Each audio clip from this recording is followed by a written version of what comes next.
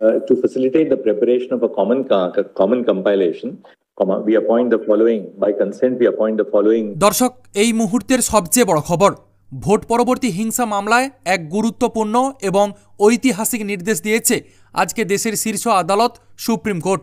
আর জানিয়ে এই মুহূর্তে তোলপাড় পুরো রাজ্য রাজনীতি।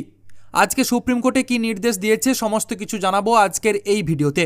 তার আগে আপনি যদি চ্যানেলে প্রথমবার এসে থাকেন অবশ্যই চ্যানেলটিকে সাবস্ক্রাইব করে রাখুন এবং যুক্ত থাকুন আমাদের সাথে। ভোট পরবর্তী হিংসা মামলায় জামিন দেওয়ার ক্ষেত্রে আর কোনো বাধা রইল না। ধৃতদের জামিন দিতে পারবে কলকাতা হাইকোর্ট এবং নিম্ন আদালত, জানালো আজকে সুপ্রিম কোর্ট।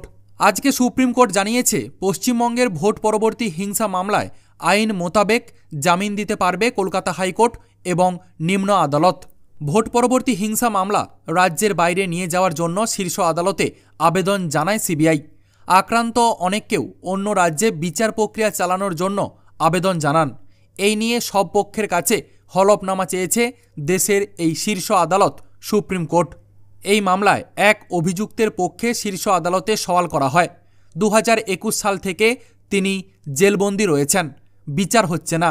সুপ্রিম কোর্টে মামলাটি বিচারাধীন রয়েছে, তাই এই যুক্তিতে জামিন দিচ্ছে না নিম্ন আদালত।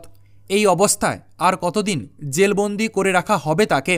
এই আবেদনের পরই সুপ্রিম কোর্ট আজকে জানিয়েছে আইন মেনে অভিযুক্তদের জামিন মিলবে কলকাতা হাইকোর্ট এবং নিম্ন আদালত থেকে।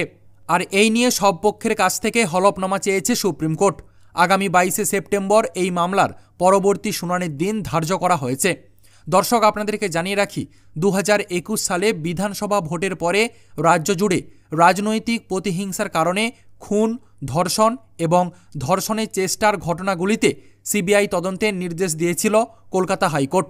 কলকাতা হাইকোর্টের সেই নির্দেশকে চ্যালেঞ্জ করে সুপ্রিম কোর্টে গিয়েছিল রাজ্য সরকার। সুপ্রিম কোর্টে সিবিআই তদন্তের নির্দেশই বহাল রাখে, কিন্তু মামলাগুলির ভিন্ন রাজ্যের ট্রায়াল চেয়ে শীর্ষ আদালতের দ্বারস্থ হয় সিবিআই। তদন্তকারী সংস্থাটির দাবি ছিল পশ্চিমবঙ্গে এই মামলায় যুক্ত অফিসার সাক্ষীদের হুমকি দেওয়া হচ্ছে, তাই ভিন রাজ্যে মামলা স্থানান্তরের প্রয়োজন রয়েছে।